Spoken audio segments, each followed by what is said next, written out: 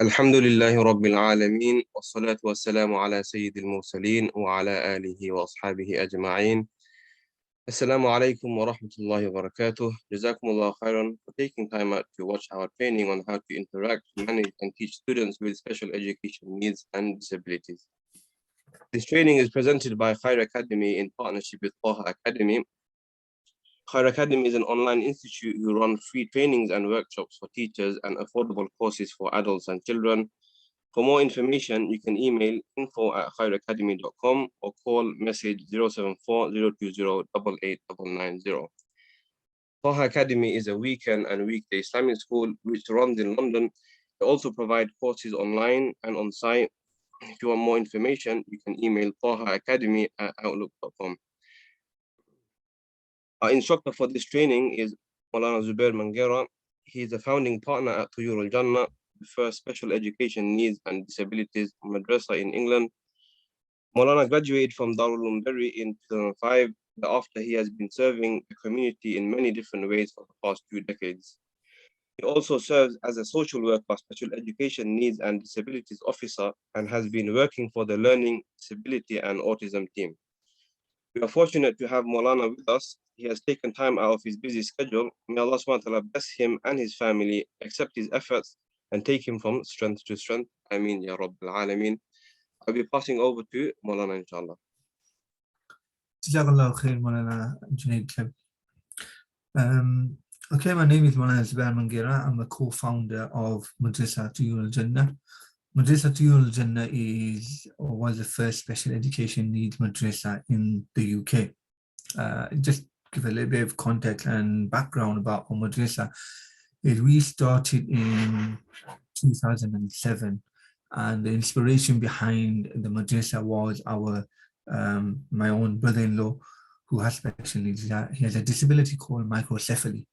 Now, microcephaly is, in a nutshell, the brain doesn't develop fully when the child is in the womb, and as a result, the brain never fully develops, even in their older age.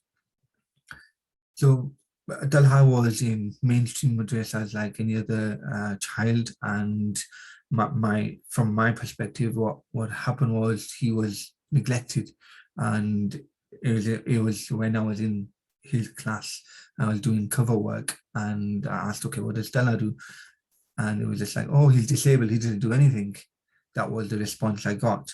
So that motivated me to sort of start something and do something. My wife, obviously, she had other motivation because she had grown up seeing Talha the way all the struggles to access mosque, struggle to access any sort of community activities. So her motivation was one day, inshallah, she'll open a special needs madrasa. And it just happened so that she had her final placement in a special education needs school, and that's where we started from. And we did a pilot course there, and there was only 6 students, and then after that, we've never looked back really. And one of the things that we really found was our slogan, which is because special people need to be taught in a special way, and that's exactly what it was. We taught these students in a different way, using flashcards, using different things, and they thrived under that environment. And I think that's what I want to base this very brief training on. So we'll just move on to the next slide and talk about what the aim of the session is. So the aim of the session is just to raise a little bit of basic awareness of SEND and the strategies to use for individuals with SEND. Now, this is a course that I can't cover in 20 minutes, or I can't cover all the strategies. So what I'm trying to do is make it as condensed as possible, so we can just get the key points that are necessary and the most common special education needs and disabilities that you find in most madrasas. So that's what I'm going to be talking about. The brief I'm being given is the course title, which is How to Teach, Interact and Manage Students with SEND. Okay. Right, we'll move on to the next slide. So just start with the definition. So special education needs and disabilities. So what does that actually mean to anybody? So the formal definition, according to the Equality Act 2010, and as stated in the SEN Code of Practice. So the SEN Code of Practice is a guidance that the government has issued. And in point 18, if anyone wants to make reference or have a read for themselves, it is a physical or mental impairment, which is a long term. Now, when it says long term, that's more than a year or more. And substantial, which means more than minor or trivial, adverse effect on their ability to carry out normal day-to-day activities. And this definition includes sensory impairments such as those affecting sight or hearing, and long-term health conditions such as asthma, diabetes, epilepsy, and cancer. Forget all that jargon. What does it mean in layman's terms? The informal definition I would like to sort of recap on really is a person who cannot do day-to-day things in the long term because of an illness such as autism, Down syndrome, etc. So that's what special education needs and disabilities is. So something that someone can't do because of an illness or something that prevents them from doing your normal day-to-day activities. Okay, we'll go on to the common SEND conditions now. So some of you might have heard about some of these conditions, some of you might now have. I'm not going to go into all the details about what it is and how it's come about, but just very brief what is autism and the other ones that we've got listed here. So autism, a lifelong developmental disability. Some people think that it's curable, but professionals will argue that majority of professionals in the UK will say you can only manage it rather than cure it. There are professionals in America who are of the opinion that it can be cured. But again, it's a lifelong developmental disability. So it's something to do with your neurological condition. Okay. Then you've got moderate learning difficulty or disability.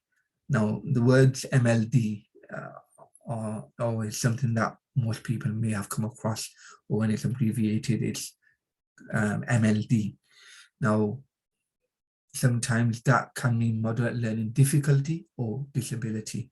Now, the reason why this is quite important, it's probably more to do with my field as a social worker, is the criteria to access some of the services depends on whether a person has moderate learning difficulty or disability, but it is used interchangeably, which the government is trying to make sure that they get it correct and just use it, properly as it should be.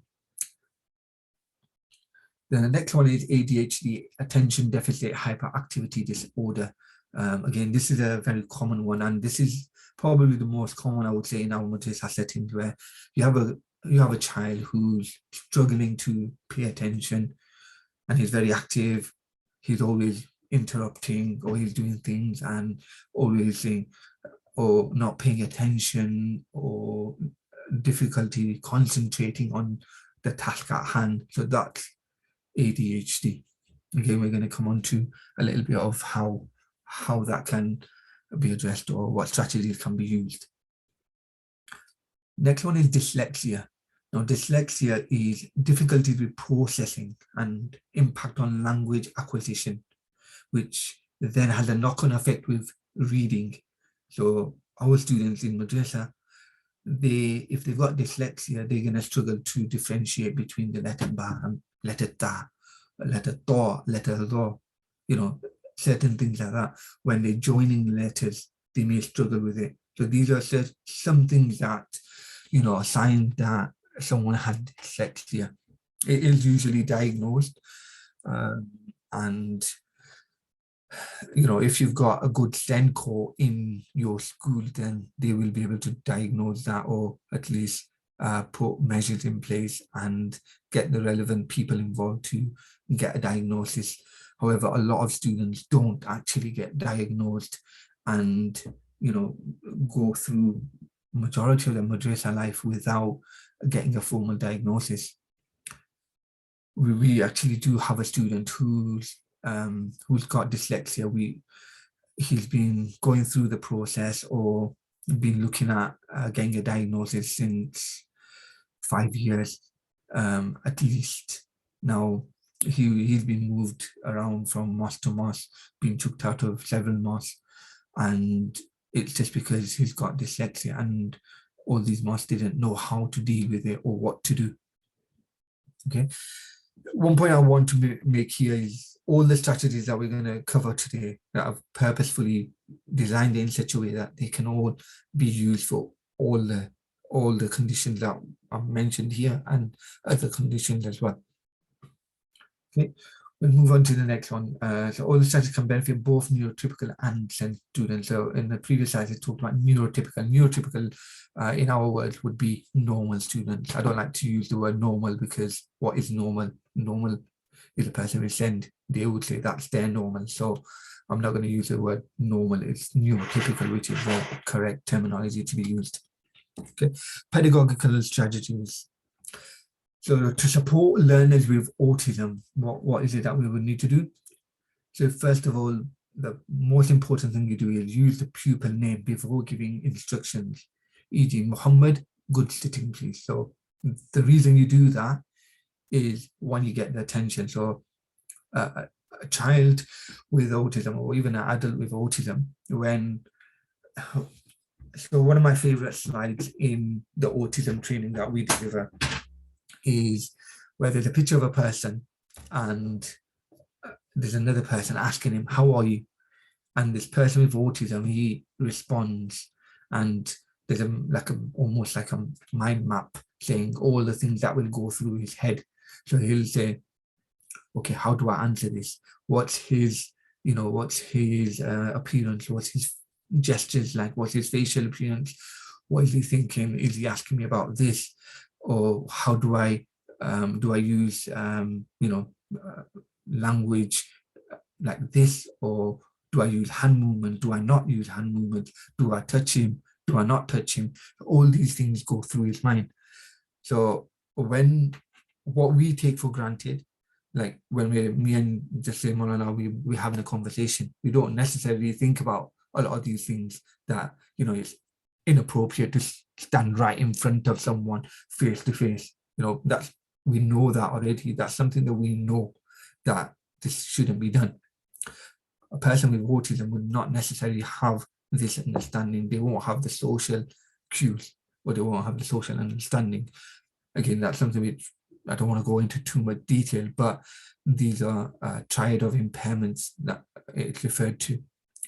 So one of the things that we need to do when you're teaching someone with autism is use the pupil name. So you give the instructions and then you give the instructions. Okay, Muhammad, learn dua. And sometimes depending on their ability, you have to keep it very short and sweet. So you don't need to do necessarily a full sentence. So you want to say, Muhammad, please open your book and read your duas. You just say, Muhammad, please learn dua. Like we would do to someone who's very young. You won't use a full sentence. You may have to do that with someone with autism as well. Okay, you'd give explicit, clear instructions, avoiding language that can be misinterpreted. So you have to give explicit, so say exactly what you mean. So if you say something which is going to be a little bit ambiguous, then there might be, well, the teacher didn't tell me to do that. If you just said, right, open your books, yeah. In a session, everybody knows what open your books mean, right? Open your books and learn. But a person with autism, how they will process that is open your books. He's opened his book, now what? You haven't told me to read it, you haven't told me to look at it, you haven't told me to write in it. That instruction needs to be told specifically to that person. Avoiding language that can be misinterpreted. I'll tell you a story about myself. So when I was doing the pilot scheme, one of the students that, I still have contact with him and dearly love, Ismail, his name is. So I was in the class and, I was quite new to teaching people with SEND, and I made the classical mistake of using, right, right guys, pull your socks up. What I meant was, get on with your work, do your work. So he came, pulled his socks up, but it's like, it hasn't made a difference. Obviously he meant, he didn't quite understand because he's got a learning disability. What I meant was just putting his socks up, meaning, figuratively saying, do that, but not necessarily, doing it in reality. And that's exactly what he did. So I was thrown into a baptism of fire. I asked my wife afterwards, I said, what did I do wrong? He goes, well, you're not, they're going to take it literally if you do something like that. So they took it literally. Okay, next one is establish a consistent routine. This is, again, it's very important, having a routine, not just because, for someone with special needs, also in your normal mainstream madrasa setting, what you should have is a timetable. You shouldn't be going into a session where you just think, I'll come in straight after work and just wing it. It shouldn't be. You should know exactly what you're teaching. If you've got a routine in place, you've got a timetable in place, that'll give you structure. It'll allow you to be more efficient. It'll allow you to be more effective in your delivery of your lesson. I can guarantee you that if you put a timetable and you say, right, from, let's say 5 o'clock, if you start 5 to 5:15, we're going to do du'as. Yeah, everyone's going to learn du'as. And then by 5:15 to 5:45, we're going to do Quran, listening to Quran.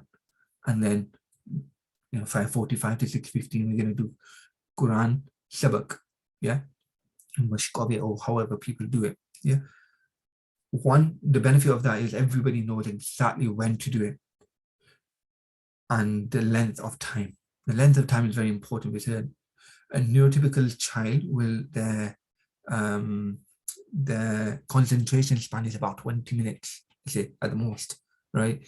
So if you've got someone who doesn't have, has concentration issues, then you're going to have to break it down even further. It probably will be half, even less than half. 7 minutes is probably what's on average for a person with special needs. So if you do a timetable and you know exactly when you're doing what, then they know, okay, at this time, I've only got this much time to concentrate. It allows them to concentrate a bit more. So you've got a timetable in place. That will help a lot. So have a consistent routine and don't keep chopping and changing. Have a fixed day for certain things. So in a normal madrasa setting, we've got lots of kitabs to get through nowadays. Have a day for, I don't know, one of the things that we use is Khayr Academy books. So we say, right, we're going to do this topic on Monday. We're going to do about Seerah on Tuesday. We're going to do about this on Wednesday. So similar to that, have a timetable in place. Again, when you're talking about people with autism or special needs, it's important to put it into context because they don't understand social situations like me and you may do. You have to do something called a social story, and social story is just a posh name of saying you put it in as an example. Yeah, so it's important to say, for example, you're reading the dua for going to someone's house, a dawah. Yeah, so you're going to a dawah, and what you do is, okay, so when you go to your uncle's house to eat Muhammad, what dua are you going to pray? Then he knows, yeah, when you go to not my house but someone else's house, you have to be careful. You have to mention other people as well. So like your auntie or like your cousin, when you go to these people's houses or someone else's house, you pray this dua. Because if you say when you go to your uncle's house and you take a specific uncle's name, to say Uncle Mahmoud, for example, you say when you go to Uncle Mahmoud's house, you pray this dua, Allahumma atim man atamni wasqiman saqani. Yeah, you pray that dua, then they'll think it's only when I go to that house that I pray this dua. So it's very important that you have to put context and bear that in mind as well. Ask the pupil to repeat the instruction just to, make sure that they've understood as well. So when you're giving the clear instructions, you get them to tell you what was the instruction again. Get them to repeat it. Yeah. Again, with people with autism, you don't use phrases as "do you want to," "shall we," as this can be taken, like or he's asking me to do something like this. I don't want to do it. And I've done that. Sometimes just slip of a tongue and you forget about these things. So you'll say to a child, okay, do you want to do this? And I'll say, oh, can you open this? Can you open your kitab on? And then they'll just like, no, I don't want to. And they keep it closed. And then it clicks, oops, actually, no, you have to tell them. You have to say, open your book on page 25. We're going to be doing this. Do give them an option. Again, another strategy here would be about allowing time for processing questions and additional time to respond. So a person with a special need needs additional time, where our mine and your response time, or a neurotypical person's response time, will be seconds. There's this delayed. A person with special needs may have up to 15 seconds. So you might be asking a question. You have to wait for the answer. And it's very hard to get used to, because you're not used to that. We're used to instant, someone asking a question and we get an answer straight away. So it is hard to get used to, but yeah, if you're going to teach someone with special needs, that's something that you need to be aware of, that there's a response time. Something that I think Maulana Zubair mentioned in one of his points about assessments. When you're doing assessments and they've got an assessment in there, it will tell you about waiting times, that the person has typically about 15-second response time, which means when you ask a question, it takes them 15 seconds to process that and then able to respond. Just processing. It's not and responding, it's processing. So I'm going to wait 15 seconds and just see how long that can be, when you're waiting.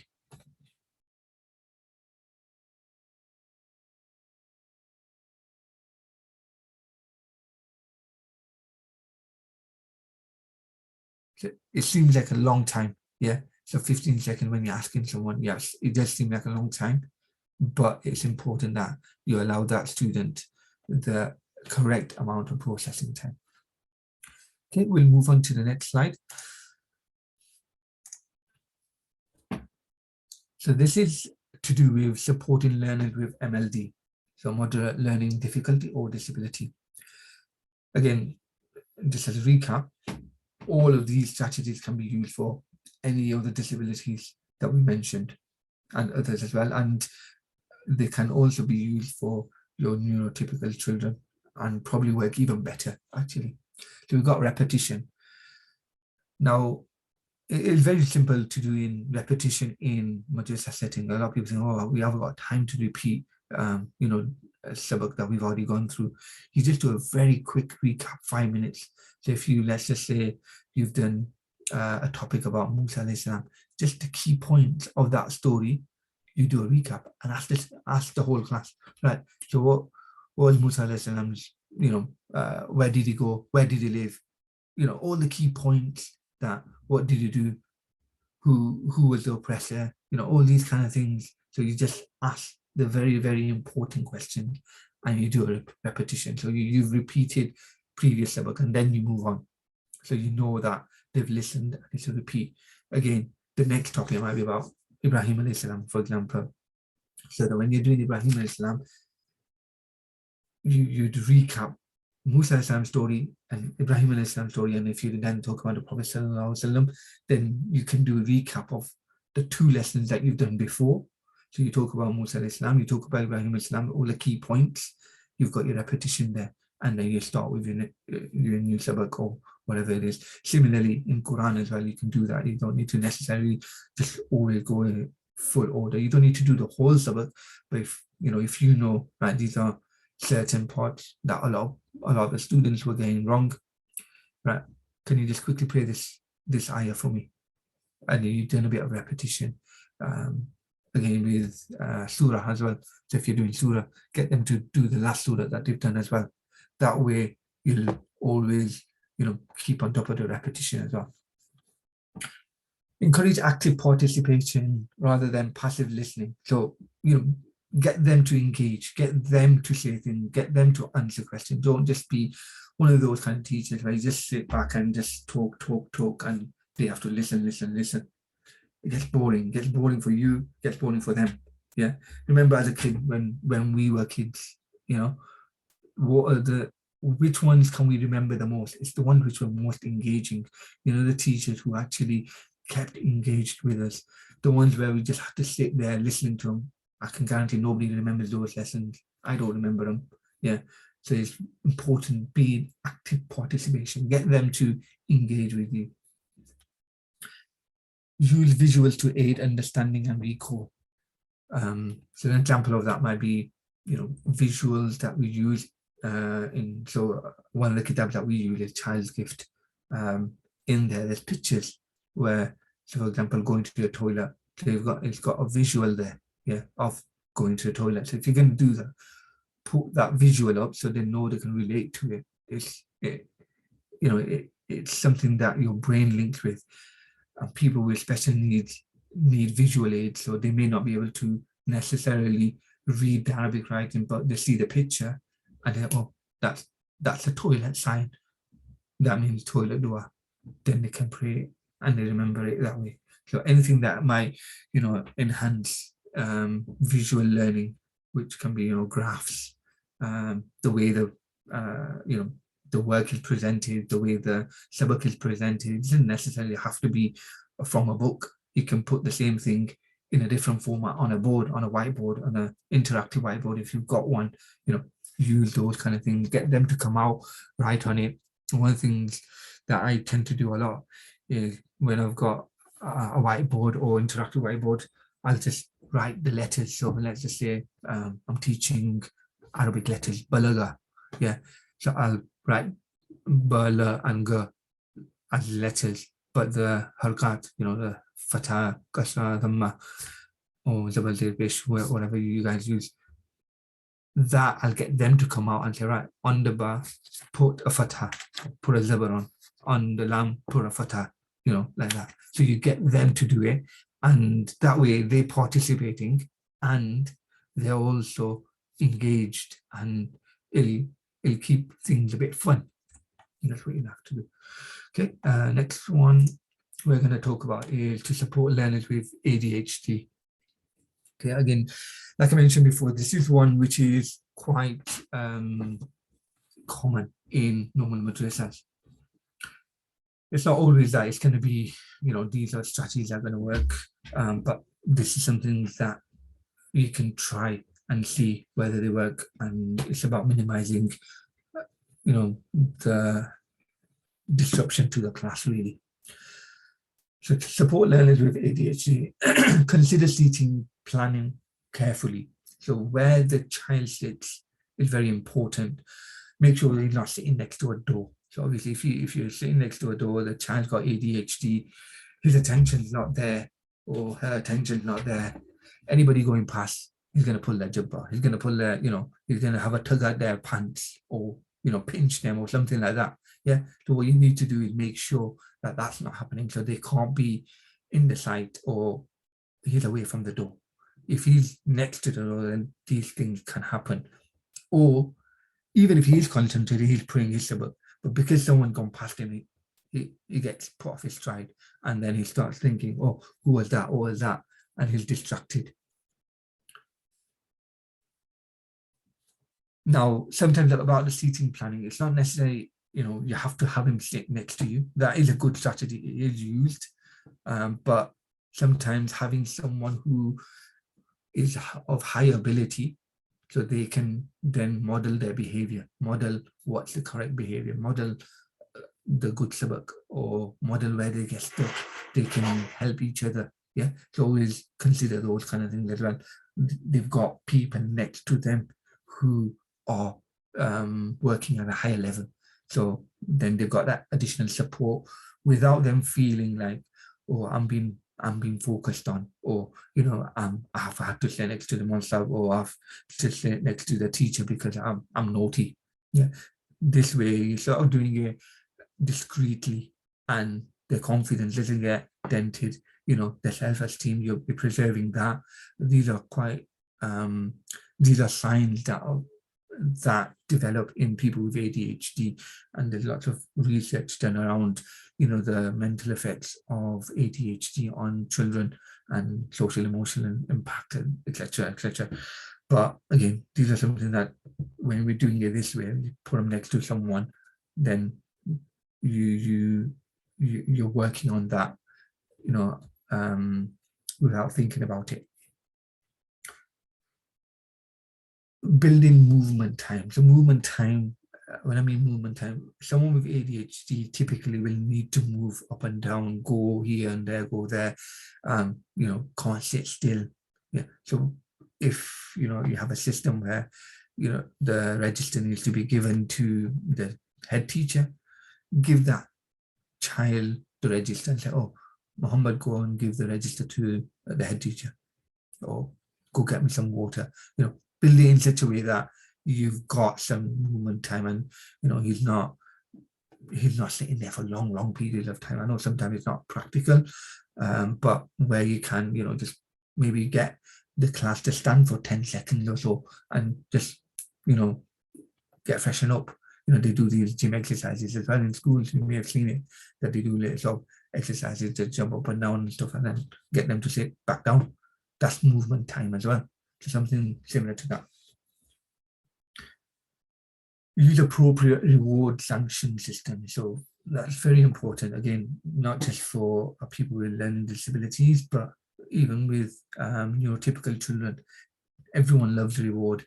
Everyone wants something back for doing something good. So use a reward system. Make the classrooms competitive in such a way that everyone, we want to get this, we want to get a point, we want to get a sticker, we want to get something like that. Yeah. So have appropriate reward systems in place depending on your age group. Have a sanction system, and it's very important. If you've got a sanction system, use it. Don't use it as empty threats. A lot of people, what they tend to do when they're teaching, they say, yeah, if you do this, you're going to get detention. And then 7 o'clock comes, or 7:30, whenever the time you finish, no detention. And that child knows that, oh, myself is just blagging. He's not, he's just, he just says it, but he never does it. Busy. Then that importance of the sanction goes away. They don't believe you. They think, well, myself just blagging all the time. He's never going to do it. He wants to get half home as well. If you're going to put a sanction in place, make sure you always go through with it. And you can also not necessarily just, you dictate what these reward sanctions are, but you can work with your students. If they're old enough, say, okay, what reward would you like? And what sanctions do you think is fair? Because then they take ownership of it as well. So they'll say, yeah, this is something that we've done. Yeah, and you don't need to do much. You just look and point to the board where you wrote all your rules down and say, what's the rules that you guys wrote? You don't say what I've done, or as a teacher you've put, but you say that's the ones that you guys wrote, and they take ownership of that. Again, with ADHD, use maybe a timer. That's something that can be used to measure and extend time on task. Yeah, so just normal, on your phone, you get stopwatches anyway, so you can use that. Do it according to routine and timetable, like we mentioned before. You just 5 to 5:15, right? 5:15, you're going to do something else. So have something like that in place as well. Okay, we'll move on to the next disability. So dyslexia. So the student I mentioned before, he had dyslexia, and this is where I use colored paper or reading ruler. So when he came to us, the first thing we looked at was, well, where's your reading ruler? You've got dyslexia, so where's your reading ruler? So on here, if you can see this yellow thing, that's called a reading ruler. You can get them on Amazon. You get a pack of 10 for about very cheap, £2-3. They're not really expensive. And what happens is a person with dyslexia, they can't read a white background. It's not always. You have to see which one needs what color. But someone with dyslexia may not be able to read something on a white background. So you put a color background for them. So that ruler acts like that and takes the glare away from the page. For us, a neurotypical person, it may just be a case of, well, yeah, what's the big deal? There's no glare on a white paper. But for someone with dyslexia, they may struggle with that. Yellow is the most common one from our experience, from my experience, but you do get people who use blue, green, red, different. And, if you don't want to invest in that, maybe you may use things like iPads, then take a picture of whatever subject it is and use the filters. You've got loads of filters nowadays. That's what we did. So initially, the student had the responsibility to bring his own reading ruler. He'd never bring it. So what we then used to do was take a picture of the Quran page and then just put a filter on it. And then, it was drop done. And then after that, we started keeping the ruler ourselves sort of in the office. So we knew he couldn't get away with it. Sometimes these are strategies that they try to use as well to, avoid learning, because, there's a lot of social emotional issues that relate to dyslexia. And because of that, they don't want to learn. So, we sometimes have to try and get to the bottom of that as well. Sit the child near you and you can help them discreetly. Yeah, self-explanatory there. Have instructions available for students to refer back to. So have a list. Okay, this is what you need to bring in on Monday. Have a checklist.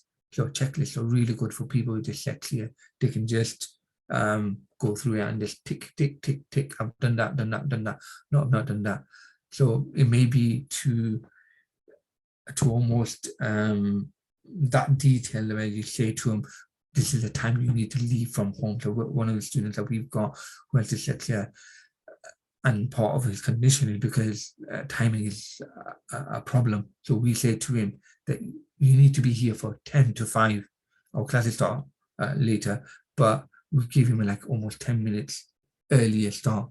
He'll never get here for 10 to 5, but we know that. So we say to him, right, you need to be here for 10 to 5, and then he gets there on time.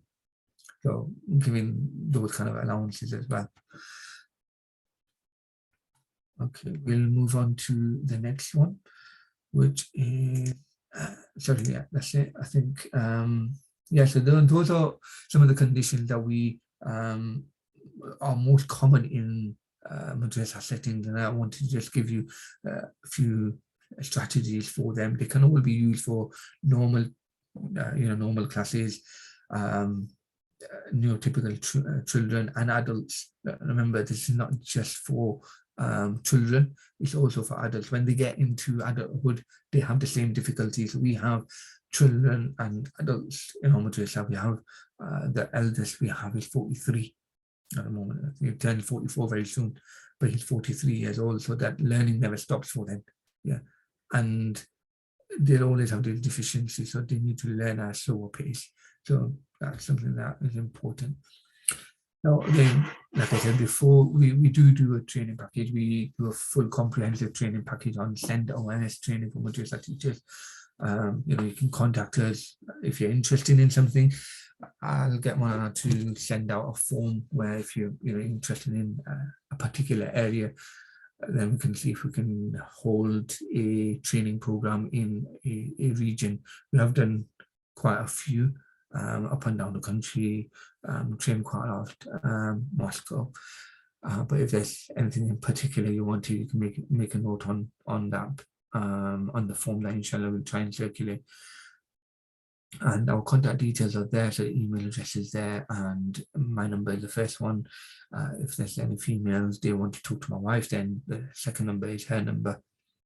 And our website is there also to follow. And if you want to see some of the strategies, we do tend to put up things that we're using, aids and things like that. And maybe people also share stuff with us, and we'll put it up on our Instagram page. So it's always worth following us on Instagram as well. And we're hoping to have a few things on our own YouTube channel where we may be able to share like a tip of the day or tip of the week or something like that. So inshallah, look out for that, and that'll be on our YouTube channel, which is Birds of Paradise TJ. Jazakallah khair.